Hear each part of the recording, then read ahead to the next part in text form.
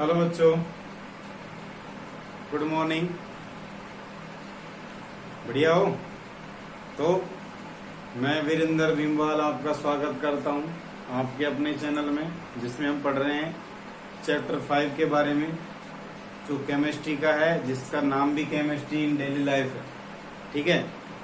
और आज हम पढ़ने जा रहे हैं पार्ट 6 का बी पोर्शन।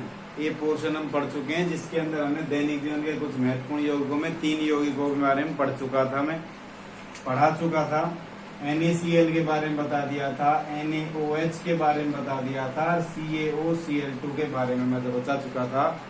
ये सोडियम क्लोराइड, ये सोडियम हाइड्रोक्साइड, ये कैल्शियम ऑक्सीक्लोराइड, जिसको मैंने बताया था।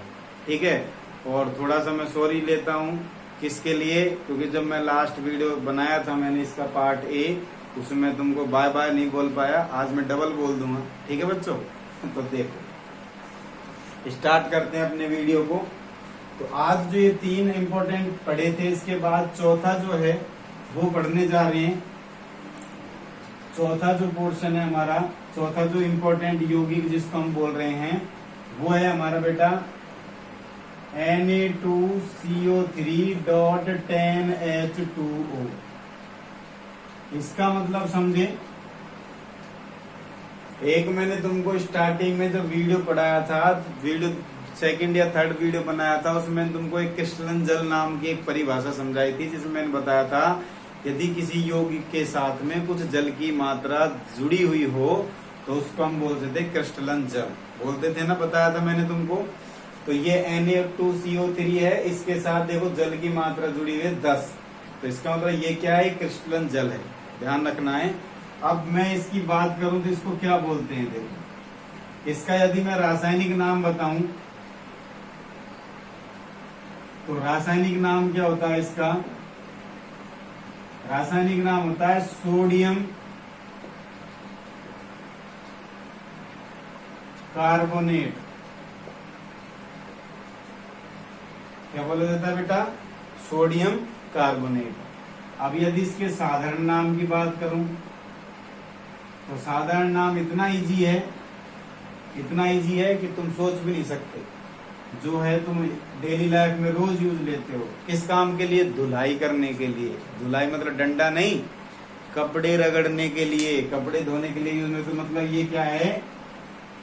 कपड़े धोने का सोडा। ठीक है बेटा। या इसको हम क्या बोलते हैं? धावन सोडा भी बोला जाता है। धावन सोडा मतलब कपड़े धोने का सोडा। तो इम्पोर्टेंट है, Na2CO3.10H2O इसको बोला जाता है। ठीक है, जिसका साधारण नाम क्या होता है? धावन सोडा। क्लियर है बात? अब इसकी बात करूं तो इसको कैसे बनाया जाता है? इसको बनाया जाता है मीठे सोडे से। अब सर मीठे सोडे से साबुन कैसे बना जाता है? कैसे बनाया जाता है वो हम यहाँ देखेंगे। तो खाने का जो सोडा होता है, मीठा सोडा, वो होता है बेटा, उसका सूत्र होता है NaHCO3। इसको भी आगे पढ़ेंगे। जो 5वां हमारा यौगिक होगा वो यही होगा, NaHCO3। इसका साधारण सूत्र होता है खाने का सोडा। क्या होता है? खाने का सोडा। बेटा क्या किया जाता है, तुमने देखा होगा कि हम जब भोजन पकाते हैं, कोई माल पकवान बनाते हैं, पुआ वगैरह बनाते हैं, मालपुए वगैरह बनाते हैं, तो उसमें क्या डाला जाता है? भटूरे वगैरह तलते हैं तो उसमें क्या डालते हैं? मीठा सोडा डाला जाता है ना। तो मीठा सोडा क्यों डाला जाता है? मीठा सोडा जो पकवान हमारा होता है उसको क्या बना देता है? मुलायम बना देता है। मुलायम कैसे बनाता है सर आप कहोगे? तो क्या होता है बेटा, जैसे ही हम उसको किसमें डालते हैं? किसी खाद्य पदार्थ में डालते हैं, तो जब उसको हीट अप करते हैं, मतलब गर्म करते हैं, तो गर्म करने से ये 3 टुकड़ों में टूटता है। खाने का सोडा 3 अलग अलग कंपाउंड में टूट जाता है। तो उनमें से एक कंपाउंड तो बन जाता है Na2CO3, और एक उसमें से कार्बन डाइऑक्साइड गैस निकलती है। कौन सी? Carbon dioxide. वो गैस जो होती है, उस हमारा जो पकवान होता है उसको फुला देती है। ठीक है ना। इसलिए हमारा जो मालपुआ जो है वो कैसा बनता है? गुलगुला बन जाता है, बिल्कुल मुलायम बन जाता है। मुंह में पानी आ रहा होगा ना, मेरे में भी आ रहा है। तो Na2CO3 को क्या करेंगे बेटा, गर्म करेंगे। क्या करेंगे, गर्म करने पर। तो गर्म करेंगे तो क्या बनेगा, एक तो बनेगा Na2CO3। अब यहाँ पर तुम दो दिख रहे हो ना, Na2 है तो यहाँ पर भी हमको 2 लगाना पड़ेगा, ठीक है ना। Na2CO3 बनेगा, प्लस एक बनता है कार्बन डाइऑक्साइड गैस। ये गैस इंपॉर्टेंट होती है, यही गैस होती है जो हमारे खाद्य पदार्थ को फुलाती है, ठीक है ना। गैस भर जाती है तो जैसे हवा गुब्बारा नहीं होता, गुब्बारे में हम गैस भरते जाएं तो वो फूल जाता है ना, सेम वही प्रोसेस होता है। प्लस और क्या बन जाता है, एक जल का अणु बन जाता है H2O। तो इस तरह से क्या प्राप्त किया जाता है, कैल्शियम कार्बोनेट, सोडियम कार्बोनेट प्राप्त किया जाता है खाने के सोडे से। खाने के सोडे को जब गर्म करते हैं तो Na2CO3 plus CO2 plus H2O में ये टूट जाता है। अब इसका अभी देखो पूरा बना नहीं है, अभी इसके साथ 10 जल के अणु ऐड करना और बाकी है। तो फिर इसको क्या करते हैं, दोबारा से Na2CO3 जो हमसे यहाँ से प्राप्त हुआ है, इसको 10 जल के अणु से इसकी दोबारा से क्या करवाते हैं, क्रिया करवा देते हैं और फिर उसको बोलते हैं क्रिस्टलीकरण। क्योंकि अब क्या बनेगा, ये क्रिस्टलन जल बनेगा ना। दोनों को जब ऐड करेंगे तब जाके ये बनता है Na2CO3.10H2। इस तरह से इसको बनाया जाता है। आई समझ में, दोबारा से समझ लो। खाने का जो सोडा होता है, दिख नहीं रहा होगा, सॉरी, खाने का जो सोडा होता है NaHCO3, उसको गर्म करते हैं। गर्म करने से वो 3 कंपाउंड में टूटता है, सोडियम कार्बोनेट, कार्बन डाइऑक्साइड और जल।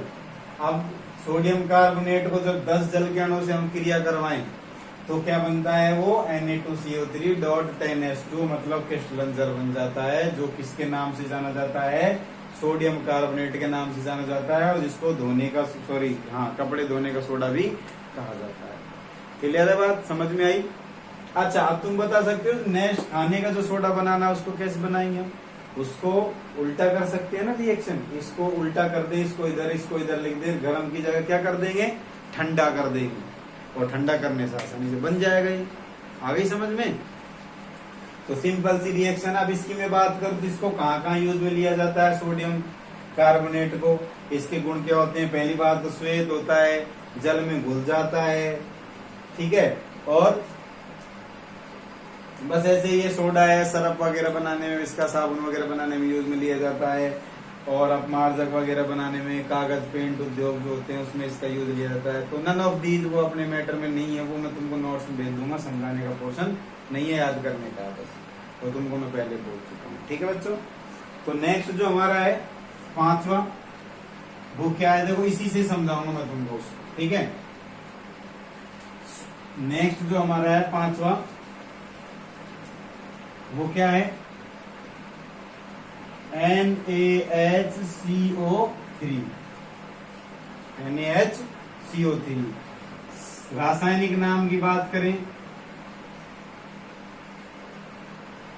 तो रासायनिक नाम क्या होगा बेटा इसका, sodium hydrogen carbonate. Sodium hydrogen carbonate, ठीक है बेटा। और साधारण नाम की बात करूं तो साधारण नाम जो होता है हमारा, वो होता है क्या, खाने का सोडा। क्या होता है, खाने का सोडा, या इसको बेकिंग सोडा भी बोला जाता है। जो दुकानों पे जो मिलता है पैकेट के अंदर, उस पे जो लिखा होता है वो यही लिखा होता है, बेकिंग सोडा, ठीक है बच्चों। तो ये इसका साधारण नाम हो गए, और ये इसके हो गए रासायनिक नाम। अब इसको कैसे बनाया जाता है, सॉरी कैसे बनाया जाता है, देखो इसको हमने जब गर्म किया था तो ये बना था। अब यदि इसको हम वापस से ठंडा कर दें तो ये बन जाएगा, नहीं बन जाएगा। तो मैं इसको इधर लिखूं Na2CO3 plus CO2 plus H2O, ये है। इन तीनों को वापस से हम क्या कर दे बेटा, ठंडा करने पर। तो जब इसको ठंडा करेंगे तो वापस यही बन जाएगा 2NaHCO3। आ गई समझ में। तो ये और ये रिएक्शन दोनों एक दूसरे से सिमिलर है, आराम से याद कर सकते हो। उसको उल्टा करना है बस, और एक में ठंडा करना लिखना है और एक में गर्म करना लिखना है। आई समझ में?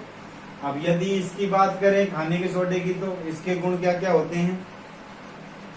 तो बेटा इसके जो गुण होते हैं वो मैं तुमको अभी बता देता हूँ। सफेद होता है, जल में कम घुलता है, कभी घोल के देखना जल में, इसको कम घुलता है, थोड़ा थोड़ा नीचे जम जाता है, ठीक है।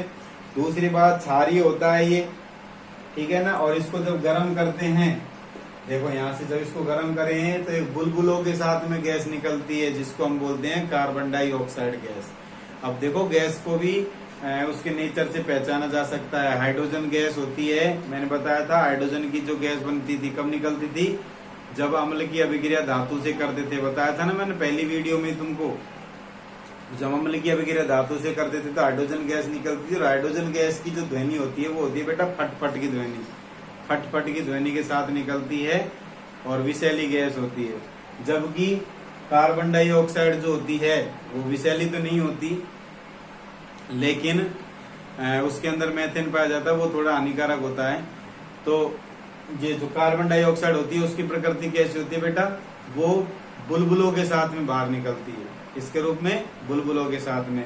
तो जब सोडियम हाइड्रोजन कार्बोनेट को गर्म करते हैं तो एक बुलबुलों के साथ गैस निकलती है जिसको कार्बन डाइऑक्साइड गैस बोली जाती है। पूछा जा सकता है कि बेकिंग सोडे को गर्म करने पर कौन सी गैस निकलती है? कार्बन डाइऑक्साइड गैस, ठीक है बच्चों।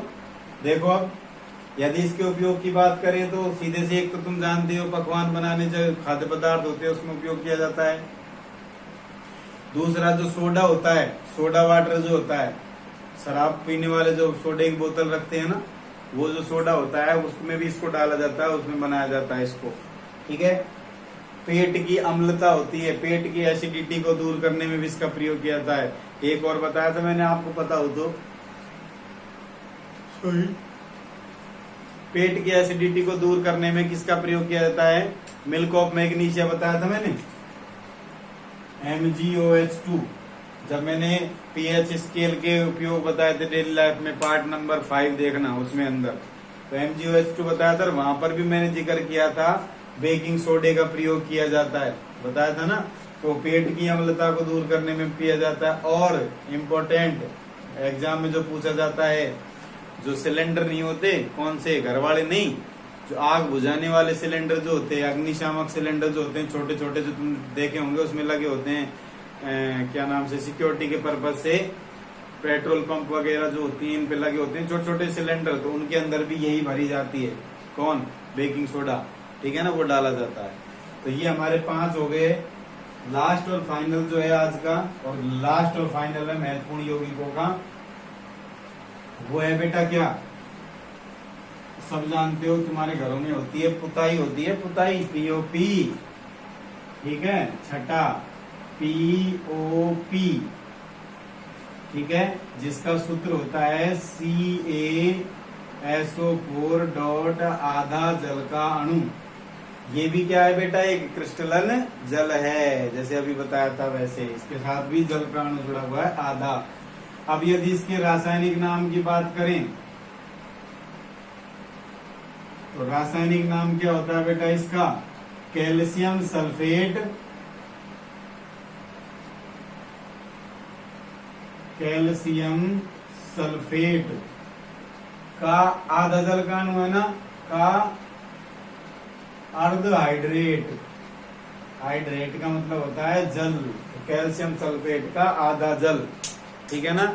ये होता है POP की full form, sorry full form नहीं, इसका फॉर्मूला होता है। POP की फुल फॉर्म तो होती है प्लास्टर ऑफ पेरिस, POP, ये इसका क्या होता है? साधारण नाम होता है, ठीक है बच्चों। POP मतलब प्लास्टर ऑफ पेरिस, जो हमारे घरों में पुट्टी होती है उसको हम क्या बोलते हैं? POP बोलते हैं, प्लास्टर ऑफ पेरिस बोलते हैं, कैल्शियम सल्फेट का अर्ध हाइड्रेट भी जिसको हम बोल सकते हैं। अब भाई बात ऐसी आती है, सबसे पहले ये बात पड़ी कि भाई इसका नाम प्लास्टर ऑफ पेरिस ही क्यों बना?